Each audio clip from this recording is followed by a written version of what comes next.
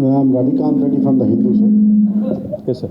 Yeah. So my question is, ఇప్పుడు ఇంత సంపద సృష్టించినాం మేము, ఇంత బాగా చేసినాం, అయినా కూడా ప్రజలు మిమ్మల్ని ఓడగొట్టినారు. So actually reviewed that situation sir, ఎందుకు ఓడిపోయింది అసలు TRS party despite all this achievement? What do you think we've been doing for the last 15 days? Of course we've been reviewing, Ravikant గారు ప్రతి గెలుపులోనూ పాఠాలు ఉంటాయి, ఓటమిలో గుణపాఠాలు ఉంటాయి. డెఫినెట్గా చాలా అంశాలు ఉన్నాయి, 1-2 అని చెప్పను. కానీ ఇప్పుడే నేను చెప్పాను కదా మీకు, భారతదేశంలోనే అత్యధికంగా జీతాలు ఇచ్చాం ఉద్యోగులకి. కానీ ఆ ఉద్యోగులకు ఈ జీతాలు అత్యధికం అనే మాట మేము సరిగా ప్రచారం చేసుకోలేకపోయినాం. అత్యధికంగా భారతదేశంలోనే నిరుద్యోగులకు ప్రభుత్వ ఉద్యోగాలు ఇచ్చాం, కానీ చెప్పుకోలేకపోయాం. వాళ్ళ వరకు ఆ విషయం చేరలేకపోయింది. జరిగింది ఏమి అంటే, పెద్దలకు సామెత చెప్తారు, నిజం కడప దాటే లోపల అబద్ధం ఊరంతా తిరిగి వస్తుంది. జరిగింది అది. ఉద్యోగాలు ఇచ్చి చెప్పుకోలేకపోయినాము.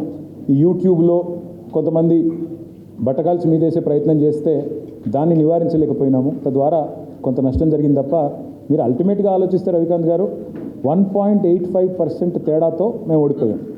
అందులో మాకు దాదాపు ఒక 7-8 సీట్లు 4-5 వేల కంటే తక్కువ మెజారిటీతో పోయినాం. కాబట్టి ఇదేదో మాకు రౌట్ కాదు, ఘోర అపజయం కాదు, కేవలం ఒక చిన్న స్పీడ్ బ్రేకర్ మాత్రమే. అందుకే ఆ కాన్ఫిడెన్స్తోనే చెప్తున్నాను. ఆల్రెడీ ఇప్పుడున్న పరిస్థితుల్లో ఇప్పుడు ఏం జరుగుతూ ఉందో ప్రజలందరూ గమనిస్తూ ఉన్నారు. అలవి కానీ వాగ్దానాలు, తెలిసి తెలవక ఇష్టం వచ్చినట్టు చెప్పడం, ఇవన్నీ గమనిస్తాను నేను. అందుకే రాష్ట్ర ప్రభుత్వానికి నేను ఒకటే కోరుతా ఉన్నాను, మీరు విజయవంతం కావాలని మేము కోరుకుంటున్నాం. మీరు ఇచ్చిన ప్రతి హామీ నెరవేర్చాలని కోరుతున్నాం. 100 రోజుల్లో చాలా చేస్తామని చెప్పారు. మరి 100 రోజుల కౌంట్ డౌన్ ప్రారంభమైంది. తప్పకుండా 100 రోజుల్లో ఇచ్చిన అన్ని హామీలు అమలు చేయాలా. మొన్న ఆల్రెడీ 4 మడతేసినారు. నిరుద్యోగ భృతి ఇస్తామని చెప్పి మేనిఫెస్టోలో పెట్టినారు. మొన్ననేమో ఉప ముఖ్యమంత్రి గారు మేము అనలేదని మాట అన్నారు. సో ఇట్లా ఎన్నో అంశాలు ఉన్నాయి. 6 గ్యారంటీలు కాదు రవికాంత్ గారు, 412 హామీలు ఉన్నాయి. మేము లెక్క తీసినాం. మా పార్టీ తరఫున కూడా ఒక షాడో టీం ఏర్పాటు చేస్తాం.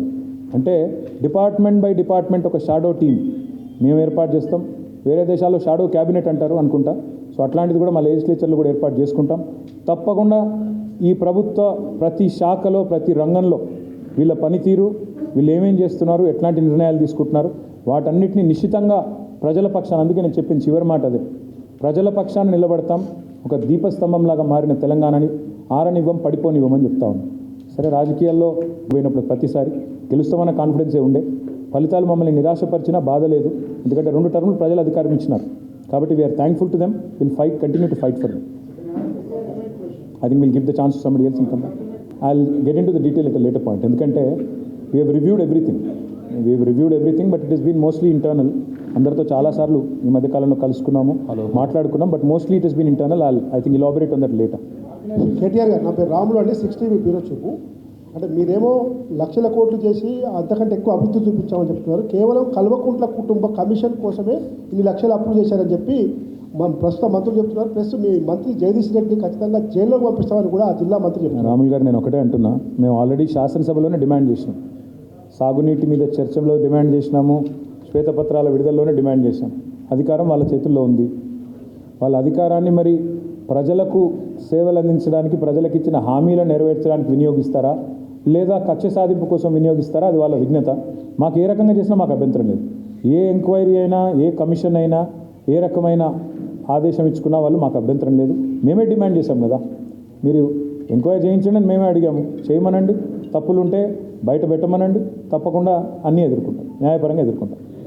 స్వామి హెచ్ఎంటీవీ, మీరు ప్రభుత్వ రంగంలో 1,60,000 ఉద్యోగాలు కల్పన చేశారు, ప్రైవేట్ రంగంలో 15 లక్షల ఉద్యోగాలు కల్పన చేశామంటున్నారు. యువత మీకు ఈసారి ఎన్నికల్లో దూరమైందని భావిస్తున్నారా? యువత కొన్ని విషయాలు, ఎందుకంటే ఇప్పుడే నేను చెప్పినట్టు ఏమైందంటే, ఒక నిజం అనేది కడప దాటే లోపల అబద్ధం ఊరంతా తిరిగి వస్తుంది అన్నట్టు కొంత అట్లాంటి దుష్ప్రచారాన్ని నమ్మినట్టుగా అనిపించింది చాలా చోట్ల. కాకపోతే దాన్ని సవరించుకోవాల్సిన బాధ్యత మా మీద కూడా ఉంది. కొన్ని డెఫినెట్గా కొన్ని ఆ రోజే స్పందించుంటే బాగుండేదని అభిప్రాయం ఉంది. ఇప్పుడు దాని లోతులోకి నేను పోను. డెఫినెట్గా కొన్ని మా తరఫున కూడా కొన్ని చిన్న తప్పులు జరిగినాయి, పొరపాట్లు జరిగినాయి, వాటిని సవరించుకుంటా ముందుకు పోతాం. ఐ థింక్ ఇక ఇదే చాలా సావధానంగా డీటెయిల్గా వచ్చినట్టుంది. కాబట్టి ఇంకా మీరు మళ్ళీ ఇంకెక్కడెక్కడికో వెళ్ళిపోతే మీకు కష్టం, నాకు కష్టం. కాబట్టి వదిలేద్దాం, ఇక్కడికి లంచ్కి వెళ్ళిపోదాం. శ్రీనివాస్ రెడ్డి, ఫ్రీలాన్స్ జర్నలిస్ట్ అండి. శ్రీనివాస్ రెడ్డి గారు, మీరు సంపద సృష్టించడానికి లాస్ట్ క్వశ్చన్ సంపద సృష్టించారని చెప్తున్నారు. సంపద సృష్టించినప్పుడు అంటే జీతాలు కూడా సరిగ్గా ఇవ్వలేకపోయారు అనేది ఒకటి ఆరోపణ, మరి అప్పులు ఎందుకు పోయారు అనేది వారి ప్రధాన ఆరోపణ. మళ్ళీ అదే చెప్తున్నా బ్రదర్ నేను. ఫస్ట్ ఆఫ్ ఆల్ నిరర్ధక అప్పులు, ప్రొడక్టివ్ సెక్టర్ మీద పెట్టే పెట్టుబడి, ఈ రెండింటికి వ్యత్యాసం గమనించండి. పెరిగిన సంపద కూడా చూడండి అనేది ఒకటి. రెండవది, ఉద్యోగుల జీతాలు అనేది కరోనా తర్వాత వచ్చిన ఆర్థిక ప్రతిష్టంభన తర్వాతనే కొంత ఇబ్బంది వచ్చింది తప్ప మిగతా సమయాల్లో ఏం లేకుండే.